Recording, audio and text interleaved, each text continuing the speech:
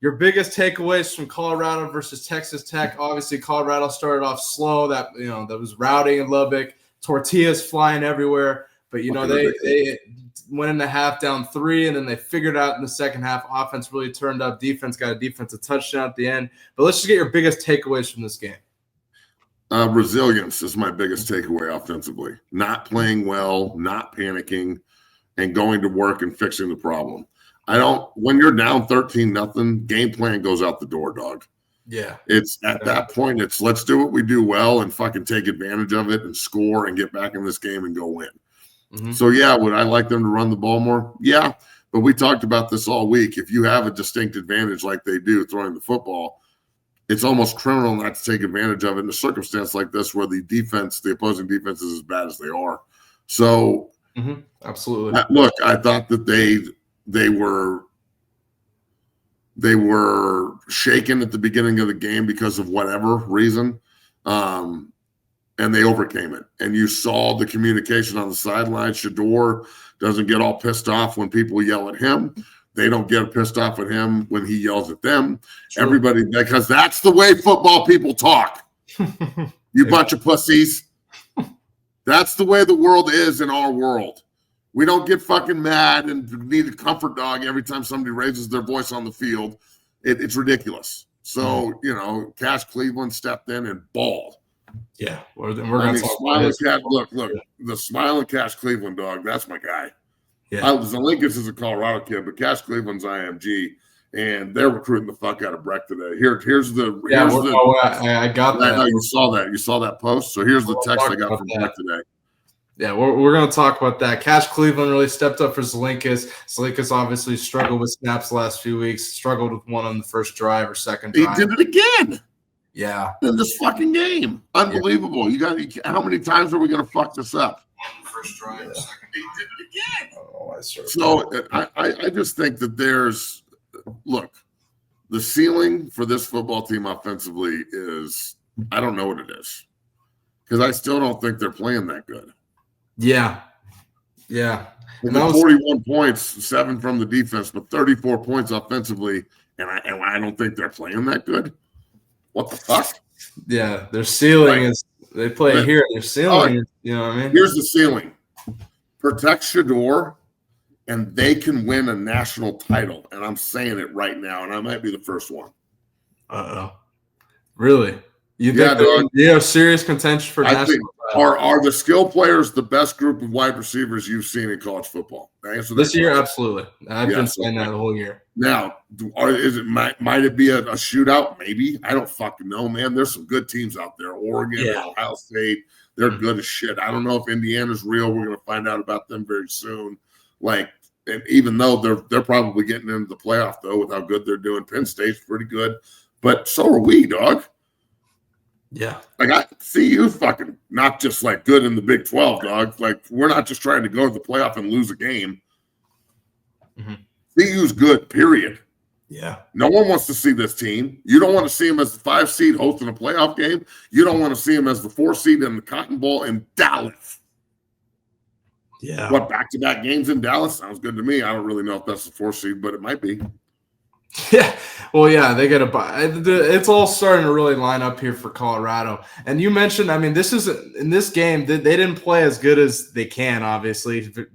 The first half was a struggle. We did a live watch party. Offense it was. The defense. Yeah, defense was balling. We're going to talk about the defense. But offensively, what did you see change from the first half to the second half in this game? Shador woke up, and they made some adjustments and just started putting the ball in their athletes' hands rather than trying to, just run game plan. You know what I'm saying? Yeah. And also, I think that the Texas Tech kind of came out, and they were hyped, bro. That was their Super Bowl. Oh, yeah. Period. That was their biggest game there in years. Let's be real.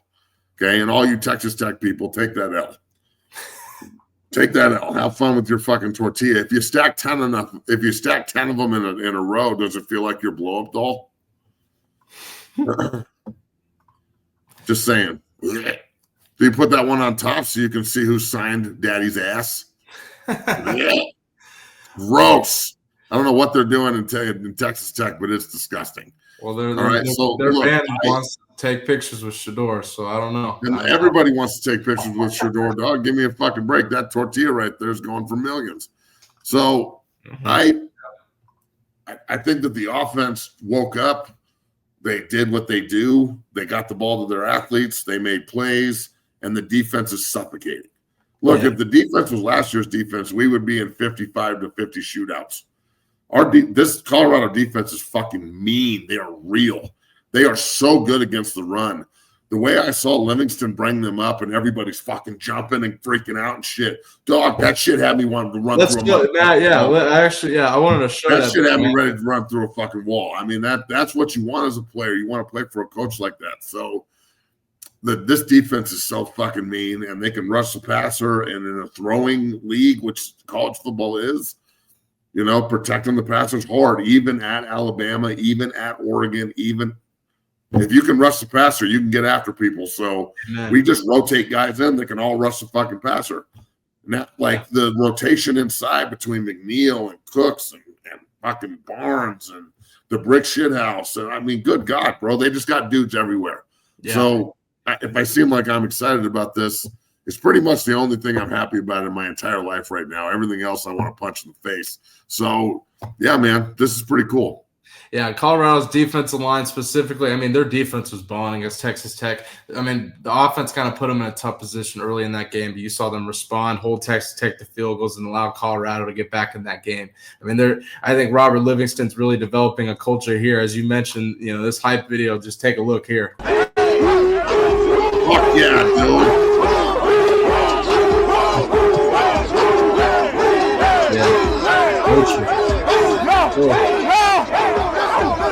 But yeah, I mean, Colorado's defensive line. Yeah, that's what the fight song is supposed to look like, by the way. I'm not kidding at all. That's like a huge part of it is that. So I'm with this. Look, the defense. Look at that. Yeah, and they missed a ton of plays. Like sure. I would say that in their meeting, they're like, we did all this well, and look at everything we fucked up and missed. Yeah. But you know what they're doing? They're fucking up and missing at 1,000 miles an hour. True. Yes. And when you play as hard as they're playing with as much attitude as they have, you can fucking miss a couple of things and you're still dominating. I mean, just dominating, dog. They rotate new dudes in that just, hey, I've never heard of this guy. This week he's got 9 tackles and 3 sacks. Yeah. Like, it's fucking ridiculous. No one can block our edges. Arden Walker from Cherry Creek High School, Art Walker's son. Every time I walk by Art in Folsom, I'm just like, Art, your son might be better than you. And he just looks at me and I'm like, maybe. I don't know yet. Right. Yeah. And Art, like, if you know Art Walker, that's a bad man right there. That's one of the Houston connections. So, yeah.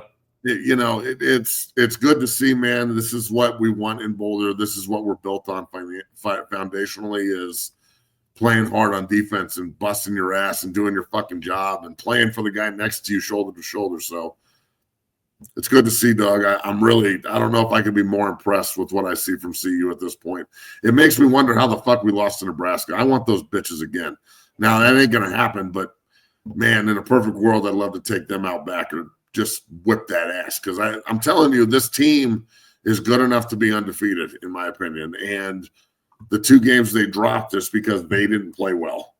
And it just makes me so confident that if they just handle their fucking business, they're going to win out. They're going to win the Big 12. BYU can't hold this team. Save it. Save it, dog. Save it. BYU can't fucking hold this team. BYU can barely hold Utah. Sean King compared them to like Miami, how they always lost close games and how they're getting lucky. And the Miami finally lost. They're getting fucking lucky, dog. Yeah. They got lucky at Oklahoma State. They got lucky at Baylor. They got lucky at fucking the Utah BYU game was the most egregious officiating I've ever seen in my entire life. Yeah. They straight took it.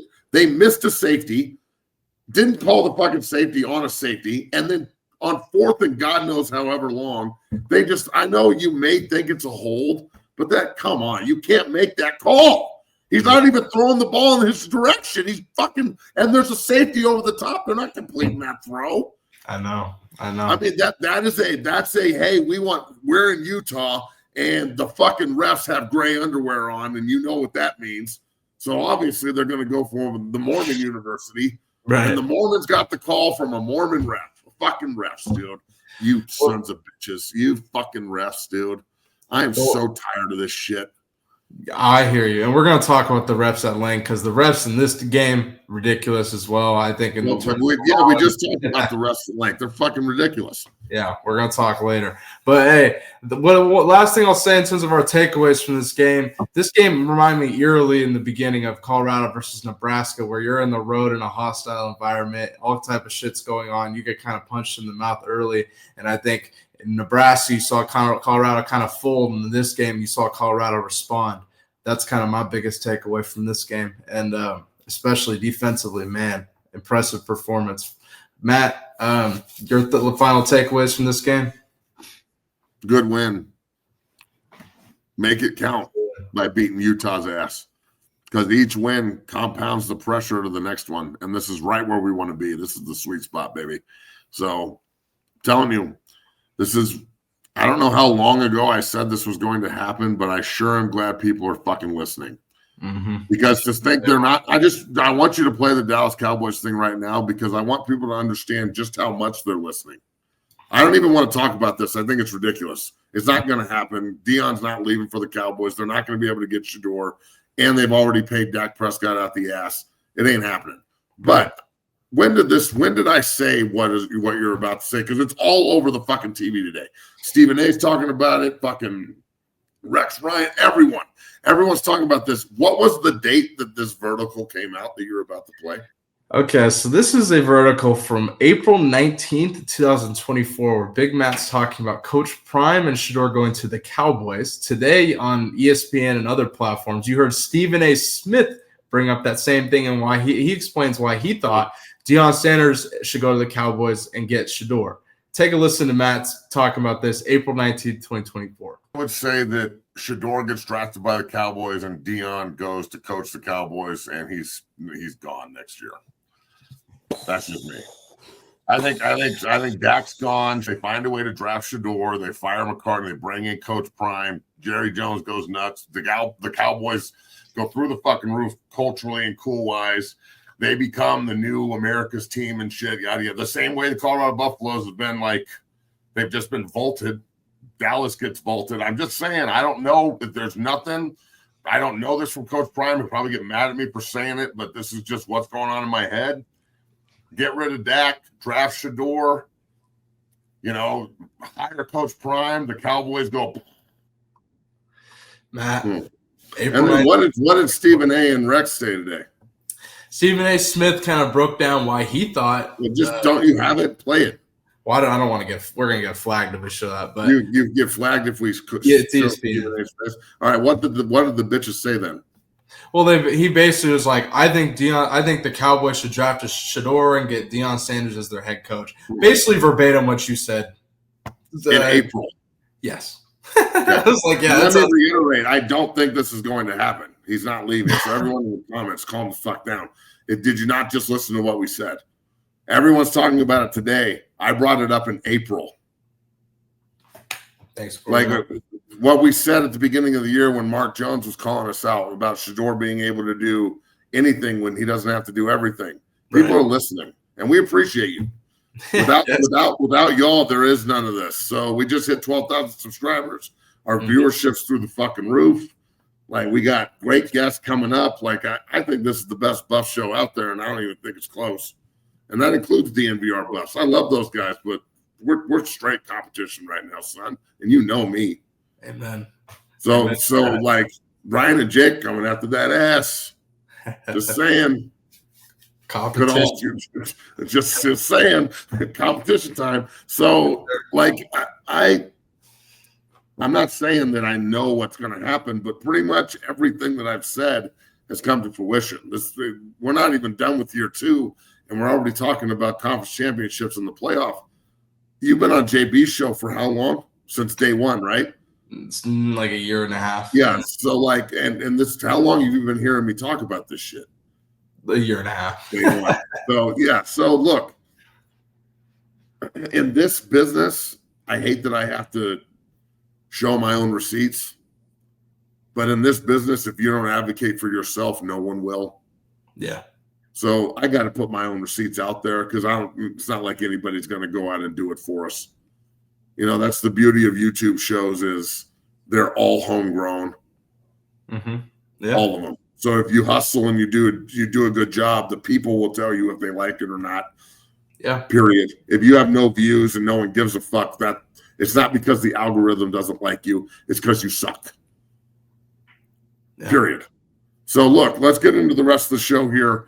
But I'm on cloud nine when it comes to CU, obviously. But I am worried about Utah. I'm worried about Kansas. They just dismantled Iowa State.